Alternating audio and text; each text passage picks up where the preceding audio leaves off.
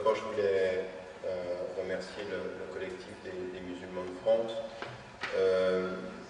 pour cette initiative de réfléchir ensemble, de nous proposer de réfléchir ensemble sur les questions de domination. Dans le prolongement de tout ce débat qu'il y a eu aussi d'un débat beaucoup plus large sur la question, bien entendu, de la réflexion que l'on a autour de l'école, que dit-on sur la colonisation, du mouvement qui a vu le jour ces derniers mois sur toute la question des indigènes, sur le traitement à géométrie variable de la réalité des femmes et des hommes, d'autres traditions culturelles, d'autres religions, sur les discriminations caractérisées, sur les discriminations pratiquement institutionnalisées également, au sens où on utilise le légal, non pas dans le sens de ce que la loi dit, mais dans le sens de la représentation de comment la loi devrait être appliquée. Alors, la décision a été prise par le collectif de faire ceci en deux temps. Un premier temps qui est un temps de réflexion autour de la question du tawhid, en quoi la notion du tawhid, l'affirmation dans la conscience musulmane en termes de sens du rapport à Dieu, du rapport au Dieu unique, nous fait comprendre comment gérer les questions des rapports de domination. Alors ce sera un exposé d'une trentaine de minutes, après vous aurez le temps de quelques questions, puis ensuite alors on rentrera sur la question directement sociale et politique, Inch'Allah. Moi j'aimerais vous proposer une réflexion autour de ce thème-là en trois moments. C'est-à-dire, en fait, on se rend compte quand on est à proximité de la tradition islamique, de son sens, de ses priorités, on s'aperçoit en fait qu'il y a des sphères dans lesquelles il y a effectivement un enjeu fondamental de la domination possible. C'est-à-dire, il y a des sphères dans notre vie personnelle, dans notre rapport à l'autre, dans notre rapport à l'univers, ou des espaces, pas des espaces, ou des logiques de domination possible. Et donc, je crois que ça va, mais j'entends peut-être plus touché. Alors, je peux parler plus fort. Vous m'entendez au fond? Oui, ça a l'air d'aller. Non? Non, mais il n'y a personne derrière la porte. On parle à ceux qui sont à l'intérieur. J'ai oublié ce que je disais du coup. Des logiques. Voilà, c'est le terme que je cherchais. Des logiques de domination. Et donc, il y a des sphères dans lesquelles se jouent ces logiques de domination. Et il faut qu'on se mette d'accord sur une chose.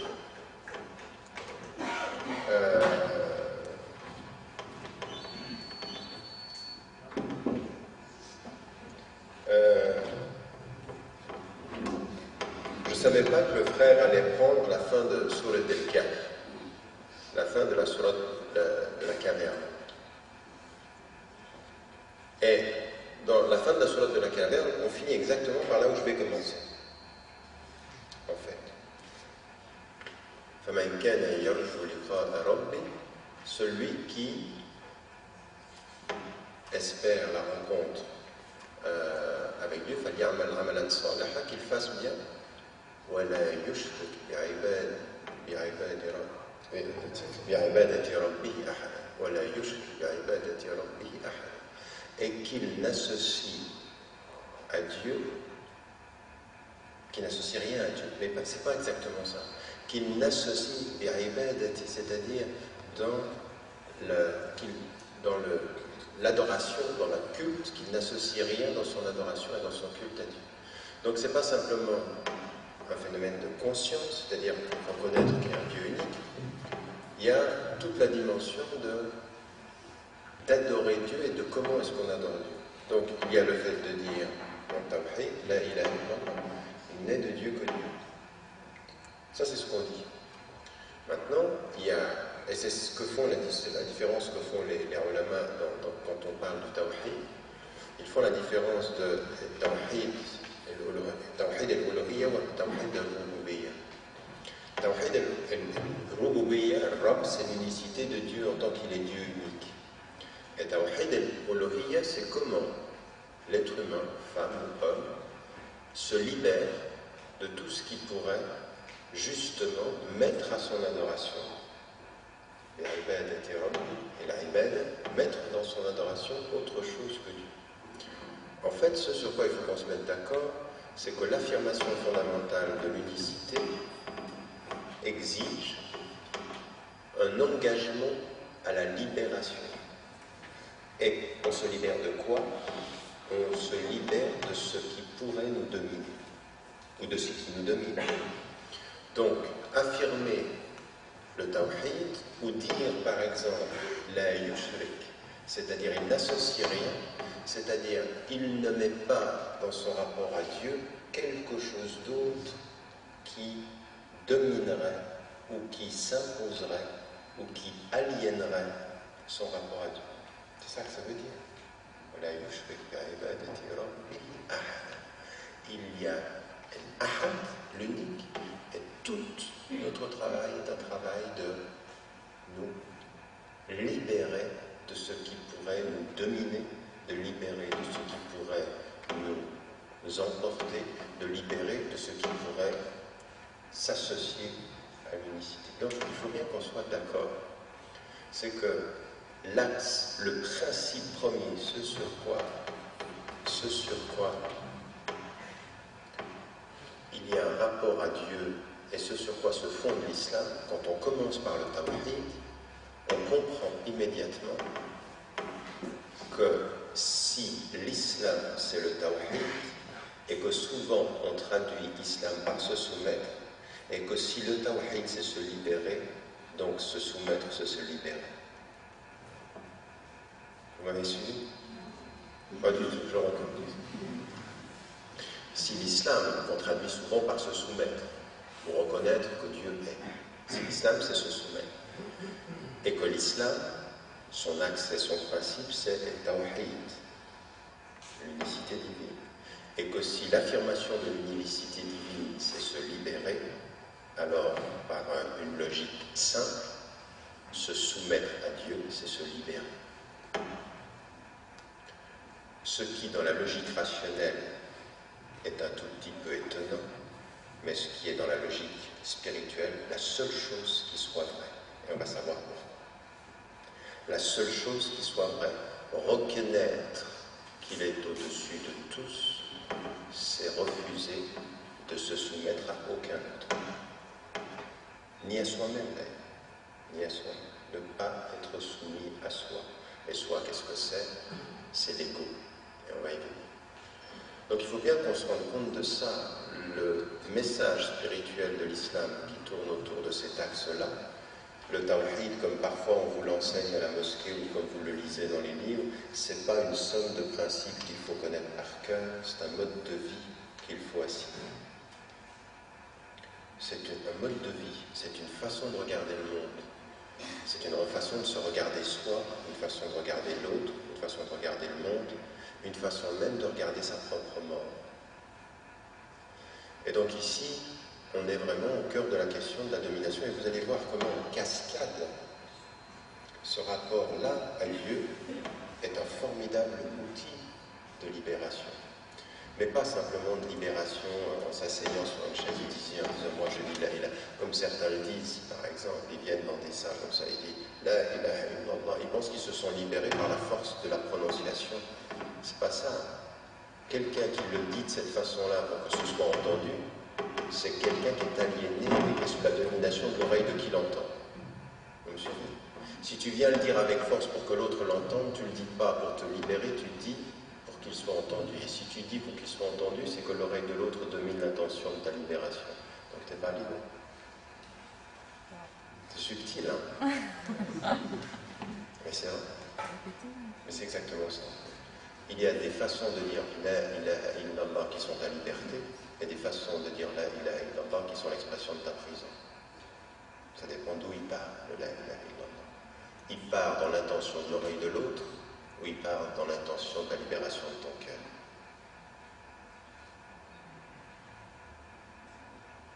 Raison pour laquelle peut être extrêmement inquiétant, ça peut être très très inquiétant de voir des foules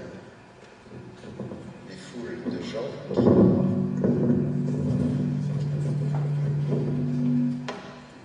Mais vous m'entendez passer parce qu'on n'entend pas derrière.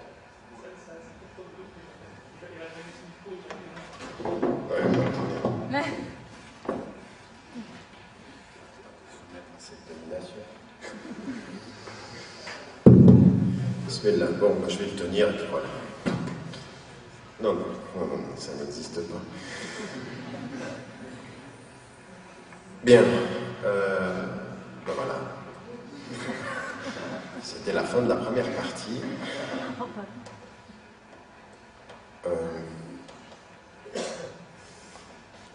Voilà, donc ce que je voulais dire, c'est on est dans des rapports ici qui sont extrêmement subtils, qui sont extrêmement profonds.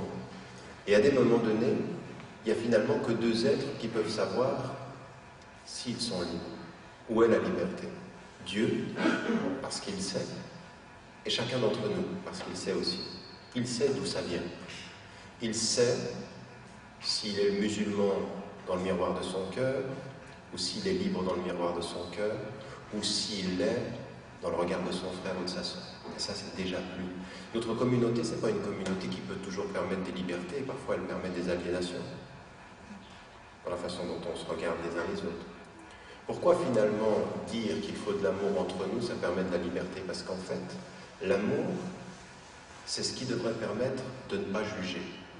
Parce qu'en fait, plus on aime, moins on se permet les faux jugements. Et moins on juge, plus on donne sa liberté à l'autre. Donc la communauté qui perd l'amour est une communauté qui gagne en jugement, et une communauté qui gagne en jugement reproduit des rapports de domination. Et elle dit le contraire de ce qu'elle fait. Elle dit on est libre avec Dieu, mais je suis enchaîné à la communauté. Ou au regard de la communauté. Pourquoi est-ce qu'il faut qu'on parle de ça tous individuellement? Parce que ce qu'il faut, c'est qu'on revienne dans la communauté musulmane, la communion de foi. Pas pour s'enfermer, mais pour se donner les moyens de la liberté. C'est mon droit. J'ai un droit sur toi, c'est que tu ne me prennes jamais ma liberté. C'est que même si j'en suis dans un rapport de respect, de père à fils ou de fils à père, il faut que tu me donnes la possibilité de ma liberté. Pourquoi? Parce que si le tawhid est entre nous, le tawhid exige ma liberté. Ou ma conscience de la libération, ce dont j'ai besoin. Alors moi, ce que j'aimerais vous proposer, c'est de regarder quand on a dit ça. Mais comprenez bien, ce que je suis en train de dire, c'est vraiment ce que je crois être le message central de l'islam. Et il faut qu'on se mette d'accord là-dessus, parce que vous allez vous rendre compte que parfois on enseigne le tawhid, ce que je disais tout à l'heure, dans sa technicité, dans ses principes, mais on en perd la substance libératrice, c'est-à-dire ce qui fait que c'est quelque chose qui va nous permettre de supporter les épreuves. Et vous allez voir pourquoi, dans la question de la domination, le mot épreuve, il est très important. Et l'épreuve, comme la liberté, ça a deux entrées. C'est l'épreuve que l'on vit comme une victime, ou l'épreuve qu'on vit comme un être libre. Et c'est pas pareil. C'est pas du tout pareil. On peut vivre l'épreuve comme une victime, ou on peut vivre l'épreuve comme un être libre. Et la différence, c'est le sens qu'on donne à ce que l'on vit. Et vous allez voir pourquoi le tawhid éclaire tout ça d'une lumière très profonde. Alors, ce que j'aimerais partager avec vous, c'est ces trois moments. Premier espace, c'est 4 moments. Le dernier sera malheureusement court parce qu'on n'a pas le temps en une demi-heure, mais il n'est pas rien. Il est important. Le premier, c'est le rapport à soi. En quoi cette lumière de l'unique ou du rapport à l'unique va nous permettre un rapport de libération quant à soi-même, de soi à soi. Ensuite, de soi à l'autre. Ensuite, de soi au pouvoir. Toute société, toute structure, mais même pas toute société, un couple établit immédiatement des rapports de force. Donc, comment est-ce qu'on gère par rapport au pouvoir? Alors, le pouvoir constitué dans une collectivité, le pouvoir ici que vous avez dans une société démocratique ou le pouvoir que vous avez dans une société dictatoriale, le rapport au pouvoir. Et le dernier élément, et c'est celui sur lequel je ne pourrais pas insister, mais il est fondamental, c'est le rapport à la nature. C'est le rapport à la nature. C'est-à-dire, qu'un être de conscience et d'intelligence, dont l'intelligence est productrice de pouvoir, fait face à une nature qui a le pouvoir de sa vie, mais que lui a le pouvoir de détruire. Et ce qui est pour nous très très fondamental, c'est entre la nature et soi, l'unicité divine aussi, notre rapport à ce respect, à cette gestion du rapport de domination possible. Ce que aujourd'hui le monde contemporain est en train de perdre absolument dans son rapport à la création, dans son rapport à la nature, dans son rapport à ce qui nous entoure. Alors, simplement 3 points sur le rapport à soi. Vous savez que on parle de Tawhid, on dit Dieu est, et ce que je vous ai expliqué ici, c'est ce qu'on a. Le frère termine tout à l'heure la récitation en mettant exactement le doigt sur le verset qui nous renvoie à cette dimension de sortir l'ibad, c'est-à-dire l'adoration, de toutes sortes d'associations. Bon, ça on a vu. Maintenant, dire Dieu, c'est pas simplement le dire, c'est aussi comprendre que le Tawhid suppose cette libération, mais comment? Par toute la dimension de la connaissance de ce Créateur. Et là, c'est quelque chose d'important sur le plan spirituel, parce que ça va avoir comme conséquence un processus de libération extrêmement clair. Et le verset, celui qui est très important, c'est celui qui nous renvoie, en fait, qu'Allah subhanahu wa ta'ala, il dit répondez à Dieu et à son prophète quand il vous appelle à ce qui vous fait vivre. À ce qui vous fait vivre. Pour ce qui vous fait, à ce qui vous fait vivre. Mais le deuxième élément, c'est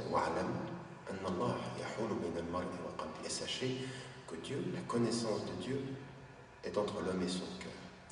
En d'autres termes, on dit Dieu, on comprend la libération, mais il faut se poser la question de où on va aller le chercher.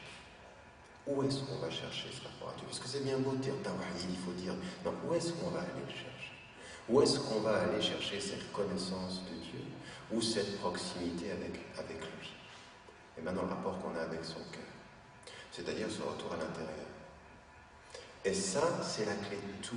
Si vous observez tout ce qu'on nous propose aujourd'hui sur le plan de la connaissance de l'homme, en termes de philosophie, en termes de psychologie, en termes de spiritualité de toutes les religions, elles disent finalement toute la même chose. Si tu ne sais pas trouver ce qui t'offre la liberté dans ton cœur, tu ne la trouveras pas ailleurs. Tu ne trouveras pas la liberté ailleurs. Si tu es en prison là, on peut te mettre partout sur la terre, tu seras emprisonné. Et donc c'est bien ce travail-là, ce travail de réflexion, de recherche, de quête. C'est une quête, on est toujours en vue. Celui qui pense qu'il a acquis la liberté est toujours un peu emprisonné. Il faut toujours comprendre qu'on est tout le temps à la recherche de plus, d'aller plus, au-delà. Et la première des choses, elle est celle-ci. On revient à son cœur et on s'aperçoit d'une chose, c'est que ce que nous trouvons en nous, ce sont des aspirations naturelles. Il y a des aspirations naturelles. On est comme ça. Et chacun d'entre nous le sait, c'est une des dimensions de ce qu'on appelle la nature humaine. S'il y a une nature humaine, certains philosophes ne sont pas d'accord, et nous, on ne peut pas trancher directement en disant il y a une nature humaine. On sait, par contre, on sait qu'il y a des caractéristiques qui font l'homme. Et ces caractéristiques qui font l'homme, c'est qu'il a des aspirations naturelles. Des choses qui l'attirent, des choses qui le rejettent. Ça, c'est quelque chose de commun. Avec ou sans Dieu, on trouve ça partout. Et tous les systèmes, toutes les cultures ont permis aux hommes qui les vivent de gérer ça, c'est-à-dire ces aspirations naturelles. Eh bien, la première des choses, quand on revient et qu'on cherche cette quête à l'intérieur, on comprend une chose, se laisser aller à sa nature, c'est courir le risque d'en être dominé. C'est-à-dire, à partir d'un moment, savoir en soi la colère, savoir en soi la violence, savoir en soi la jalousie, savoir en soi l'avarice, savoir en soi ce que vous savez. Là, c'est vous qui continuez la liste. Eh bien, savoir cela en soi et s'y laisser aller, c'est vivre la réalité d'une domination de soi sur soi. Et là, la connaissance de Dieu, c'est ça. C'est Sache qui tu es pour devenir meilleur de ce que tu es. Mais être meilleur que ce que tu es, c'est être plus libre là où tu es, en toi, plus libre, en maîtrise. Et c'est ça qui est très très important dans le discours qu'on peut avoir entre la spiritualité aujourd'hui et la liberté qu'on nous offre ou qu'on nous dit offrir, qu'on dit nous offrir, parce que là c'est très subtil aussi. La liberté, ça n'est pas de faire ce que tu veux. La liberté, c'est de savoir ce que tu veux avant de faire ce que tu veux. Ce que tu dis vouloir, est-ce que tu le veux vraiment? La liberté, c'est pas je fais ce que je veux, c'est est-ce que je suis sûr que ce que je veux, c'est ce que je veux. Parce que d'autres ont pu le vouloir pour moi. Et la subtilité, c'est de me donner l'impression que je veux ce que d'autres ont voulu. Vous me suivez? Non. Non. Il y a des gens qui réussissent à vous faire vouloir, ou il y a des systèmes qui vous font croire que ce que vous voulez, c'est ce que vous voulez. Mais en fait, ils savaient, par certaines stratégies, que ce que vous voulez, c'est ce qu'ils voulaient que vous vouliez. Ah oui, c'est subtil. Et Shaitan ou Shahra, ça pose, ça travaille. On vous prend de loin. Ah ben oui, il faut avoir de la suite dans les idées. Vous allez, je sais pas, vous connaissez cette subtilité où on vous amène à penser que ce que vous pensez, vous êtes maître de ce que vous pensez, mais en fait on savait, quand vous en passez par là, vous penserez ce qu'on a voulu que vous pensiez.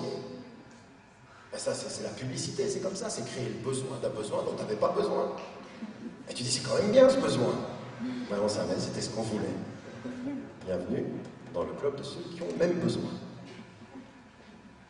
Mais c'est ça, la distance critique, c'est là la connaissance, c'est entrer en soi, faire ce recul, dire est-ce que je veux ce que je veux?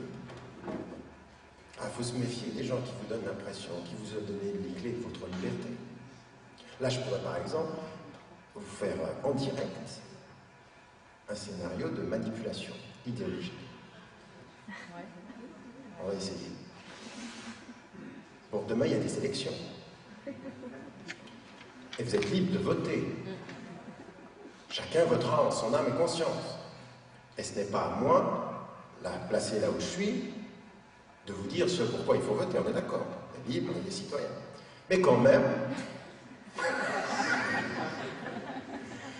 faut que vous réfléchissiez bien à voter dans le bon sens. Et il n'y en a qu'un de bon. C'est celui qui est de la même rime. Le bon, c'est le non. Oui, regardez, je peux vous dire ça. Et en même temps, je vous dis, vous avez remarqué, je suis en train de vous dire, en vous disant qu'il faut voter non, qu'en fait, je ne devrais pas vous le dire. Vous me suivez? Je suis en train de vous expliquer que je suis en train de vous manipuler. Et là, vous pourriez vous arrêter et dire, c'est vrai, il vient de nous expliquer, il nous a manipulés. Mais moi, j'ai une autre idée derrière la tête. C'est que je voulais que vous compreniez, que je vous ai donné le moyen de comprendre que je vous manipulais. Mais en fait, j'ai quand même dit ce que je voulais.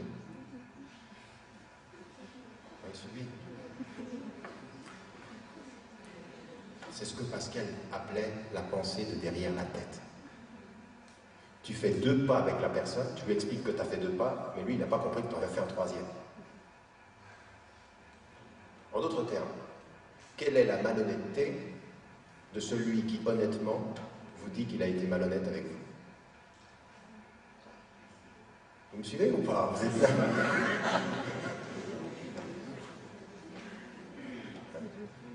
Eh bien, à ce jeu-là de l'intelligence qui vous manipule, qui va jusqu'au bout, ou qui peut vous l'expliquer, qui vous explique même le système de manipulation, pour que vous ayez conscience qu'on vous manipule, et que celui qui vous donne les moyens de la conscience, lui, il a juste la conscience supplémentaire de vous donner l'impression qu'il vous a donné les clés alors qu'il a encore une clé supplémentaire, eh bien ça, c'est un travail de lucidité, de compréhension du système. Et donc la liberté, c'est, au bout de la route, c'est pas de penser qu'on a décidé seul, ou qu'on fait ce que l'on veut, c'est remonter la chaîne, finalement, subtile, intellectuellement et spirituellement, de savoir est-ce que ce que je crois vouloir est effectivement ce que je veux de l'intérieur. Et ça veut dire c'est tout ce travail-là de la libération. Dire lui pour se libérer de tous les autres. C'est le rapport à soi.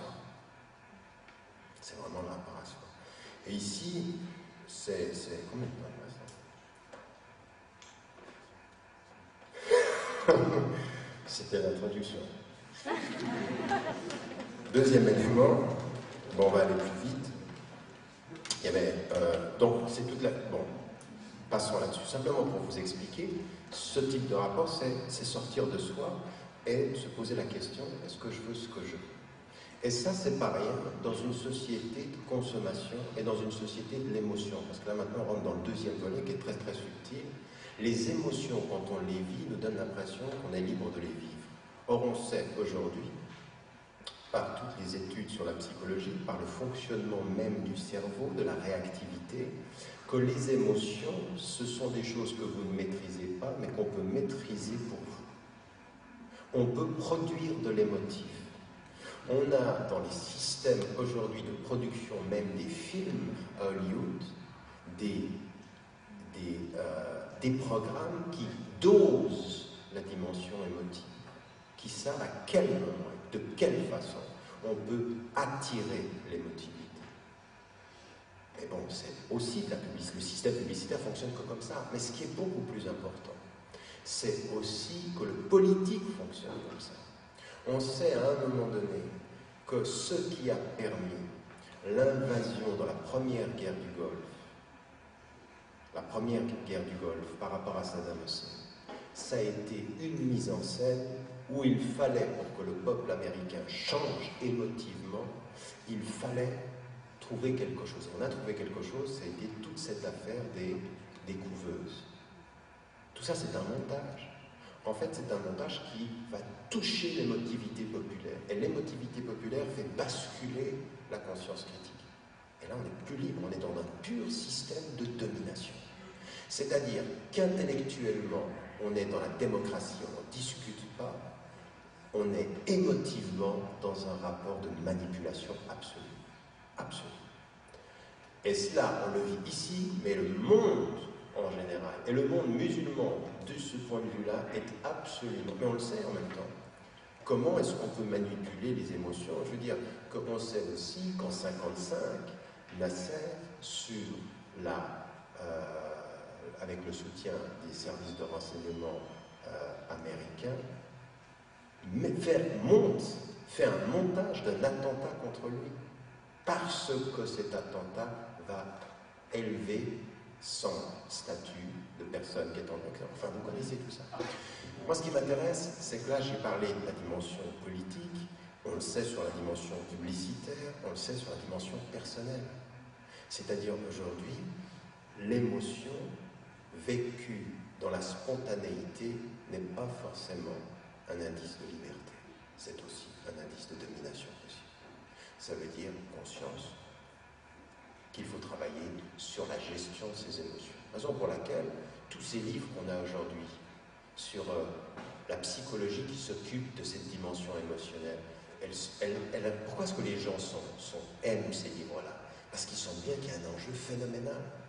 Le livre qui a été best-seller de l'intelligence émotionnelle de Goleman, mais toute la discussion aussi sur les blessures, comment on en sort, ce que fait par exemple Cyrulnik avec la résilience, tout ça, ce sont des livres pourquoi? Parce que le psychologique, parce que toute la réflexion sur la psychologie contemporaine, c'est de tenter de redonner ces espaces de liberté et de maîtrise aux hommes.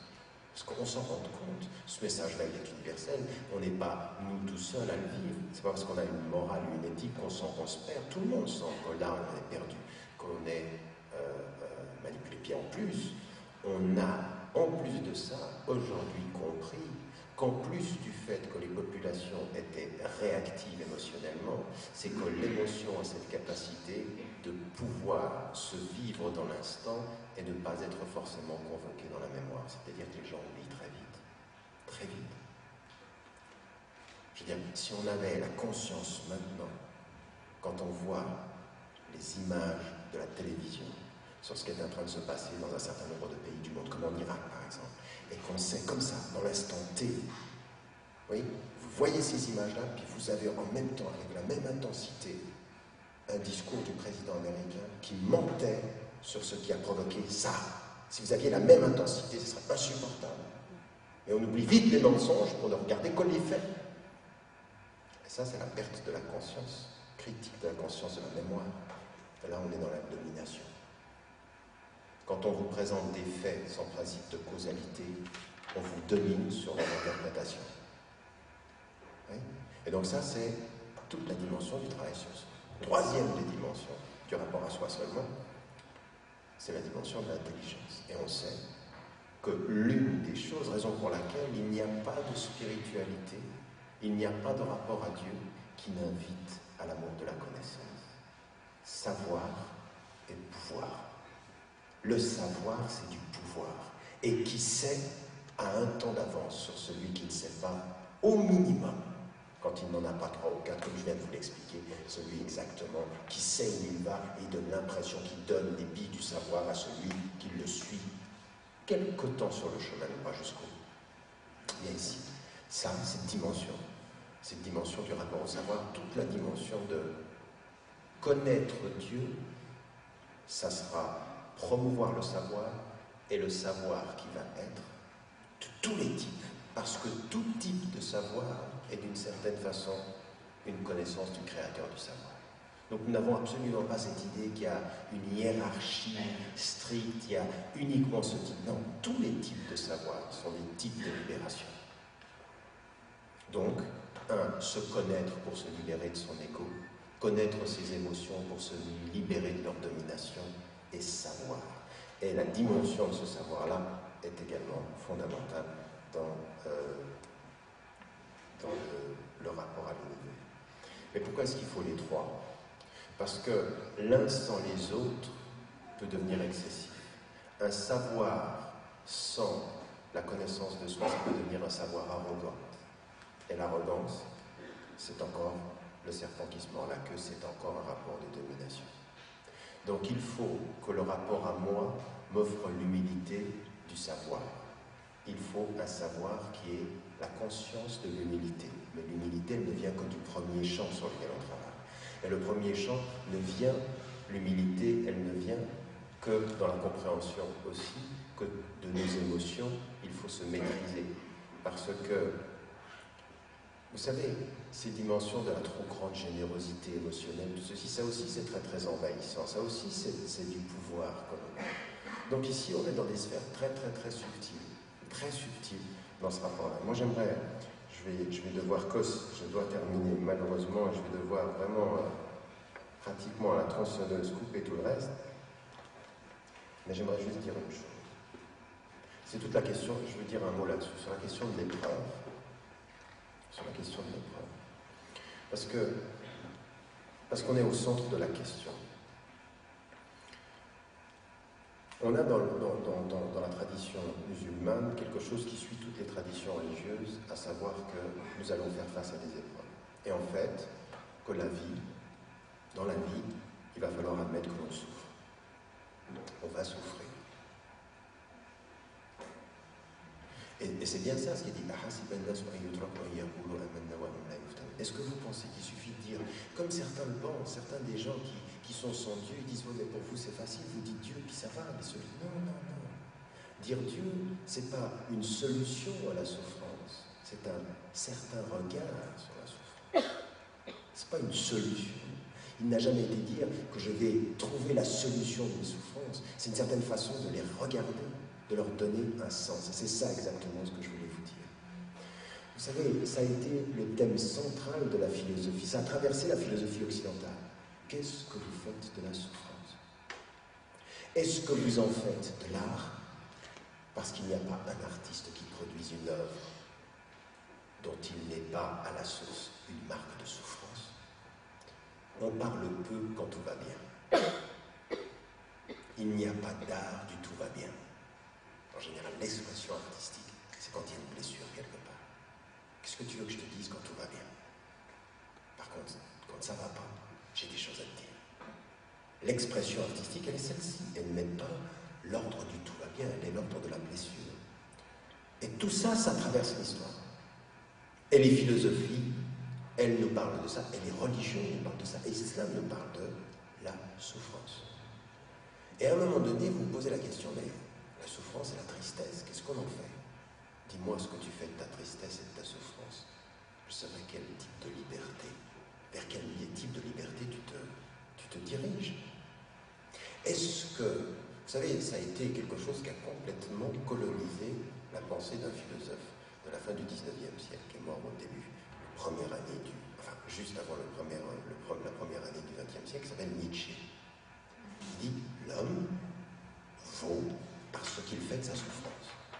Tu peux donner de fausses causes à tes souffrances ou tu peux la regarder comme elle est.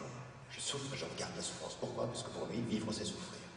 C'est exactement ce que vous trouvez dans les traditions universelles, et en particulier du Coran.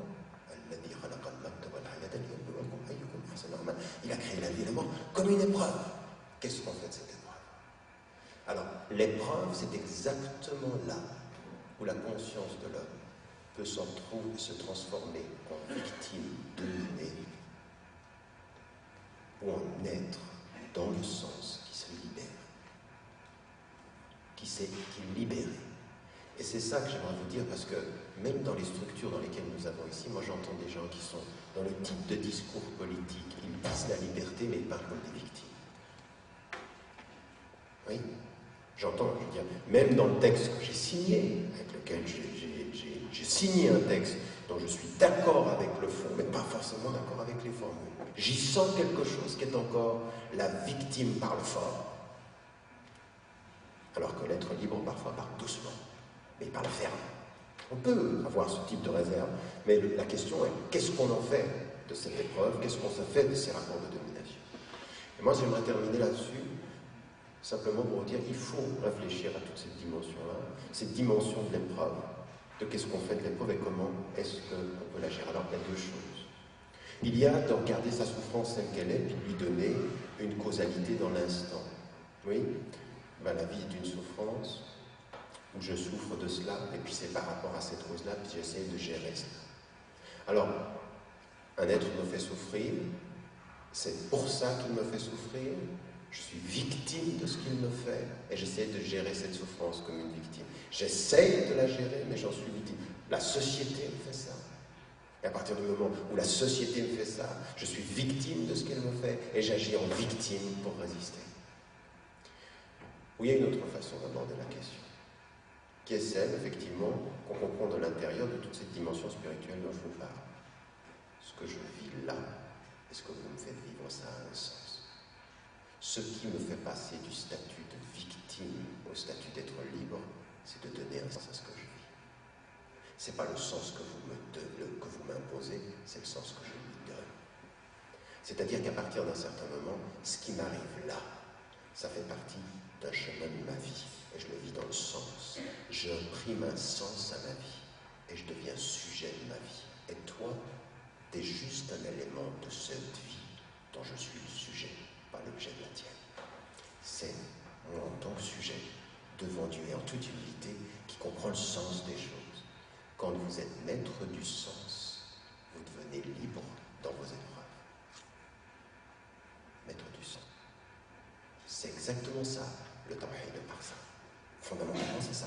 Ça a un sens. Tu n'es pas là par hasard. Cette société n'est pas là par hasard. Mais je ne suis pas victime de ce que tu veux faire de moi. Je suis maître du sens de ce que tu essaies de faire en face de moi. C'est ça, devenir sujet de sa vie. Servir l'être supérieur et devenir sujet de son histoire. C'est-à-dire donner du sens à sa souffrance, mais là. C'est-à-dire qu'à un certain moment, comprendre de l'intérieur de son cœur que rien n'arrive par hasard. Que ça a du sens aussi, que même si je ne comprends pas, ça arrive là, maintenant, comme ça.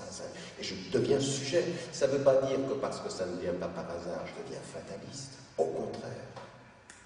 C'est parce que ça n'arrive pas par hasard que je dois y trouver du sens, que je dois y mettre du sens. Et parce que je mets du sens, je deviens acteur, je deviens sujet, j'imprime quelque chose. C'est une épreuve devant laquelle moi, en tant qu'être humain, je dois réagir en être libre. Ça veut dire refuser absolument tout ce que l'on voudrait nous imposer comme rapport de domination et donner à ce qu'on voudrait vous imposer le sens fondamental d'un sujet qui comprend ça comme la voie de sa libération. Ce que toi, dans ta tête, tu veux faire ou tu veux imposer comme un rapport de domination, je le transforme, moi, sujet de cette histoire-là, comme élément de ma libération. Tu n'es là que pour m'aider à être mieux, moi. Tu n'es que pour ça. Tu m'insultes, tu vas m'aider. Tu veux me dominer, tu vas m'aider. Parce que j'ai compris une chose, tout ce qui veut s'imposer à moi, si ce que j'ai compris de ma relation à Dieu, c'est de refuser toutes ces dominations-là, je dans mon cœur et de me libérer de toi, de me libérer de ce rapport-là. Donc c'est l'absolu opposé à toute réflexion de victime. Nous sommes des victimes. Quand je vois des gens, mais ils sont pauvres dans les banlieues, mais il faut penser à eux. Non, il ne faut pas penser à eux, il faut juste savoir qu'ils pensent pour eux. Il faut juste que de là où nous sommes, nous pensions pour nous, que nous donnions du sens à cela. Ça a du sens, ce registre-là. Mais ça a du sens personnellement sur la sphère spirituelle, personnellement, de moi à mes émotions, de moi à mon intelligence. C'est-à-dire que je comprends une chose, dans une société qui veut m'imposer l'émotion, je vais réagir par l'intelligence, par la lecture, par la conscience critique. Dans une société qui voudrait mettre entre moi et moi uniquement l'imposition de ma nature, je vais m'imposer la liberté de ma maîtrise. Et dans une société qui pourrait utiliser des systèmes de domination discriminatoire, je vais imposer comme sujet le sens de ma libération. Ça, c'est la vraie compréhension spirituelle de ce que c'est. Et à un moment donné, c'est ça devenir sujet. C'est ça être un sujet. C'est ça avoir compris que l'épreuve ne me transforme pas en victime, mais comme un véritable sujet libre. Et c'est pour ça que la souffrance est nécessaire. Sans souffrance, nous pourrions devenir des objets. Ça, le Coran est descendu dans la tristesse.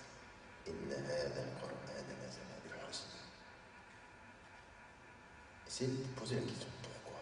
Pourquoi est-ce que le prophète a dit le Coran est descendu dans la tristesse? Parce qu'en fait, quand on sait ça, ça ne vous rend pas heureux. Vous n'êtes pas dans l'effervescence de la joie. Ce qui vous rend heureux, ça va être la conscience de ces trucs-là et de l'énergie que vous allez trouver. Mais ça rend pas, c'est pas là qu'il va falloir chercher le bonheur, c'est pas dans cette épreuve-là. C'est juste après avoir sauté le pas, gagné une petite victoire, résister à quelque chose. Ce petit moment-là, où vous vous êtes dit, là, j'ai pas cédé, là, j'étais libre. Libre, là, vous avez une dimension de joie. Vous auriez pu mentir, vous avez maîtrisé la langue, vous avez dit la vérité. Ce petit moment de liberté est un moment de joie. Et là, vous comprenez, je termine là, vraiment, ce que ça veut dire. Que la plus belle des résistances, le plus grand des efforts, mais la plus belle des résistances, c'est une parole de vérité en face d'un despote.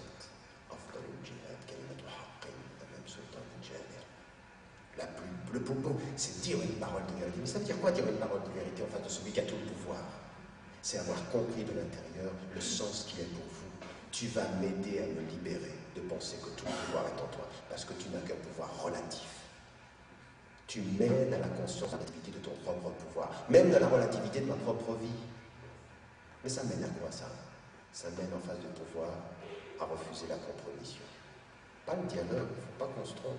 Il y a des jeunes dans les banlieues et dans les associations qui supposent que quand on discute avec le pouvoir, on est déjà compromis. Non.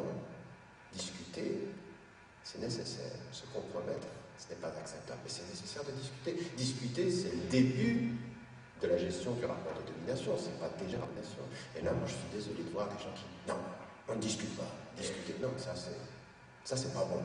Par contre, discuter et se poser les conditions de la discussion. Dire là, ça non. Eh bien ça, c'est des rapports. Eh bien ça vient d'où ça?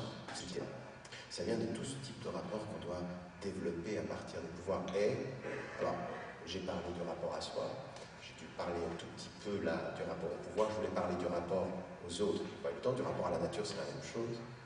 Très rapidement, le rapport à la nature, c'est de comprendre que cette nature-là, dans le type que l'on a de rapport à Dieu aussi, c'est qu'elle a un être, c'est qu'elle a des règles, c'est qu'elle a des conditions.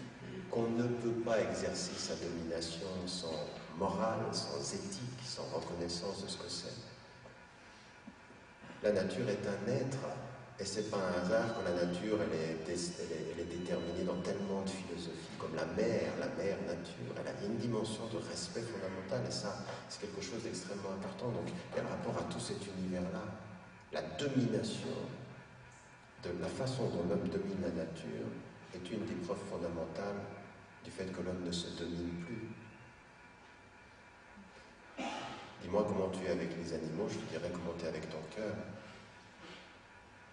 Mais vraiment, dis-moi comment tu es avec le mouton que tu sacrifies pour la fête du mouton et de l'Adha, je te dirai comment tu es avec ton cœur.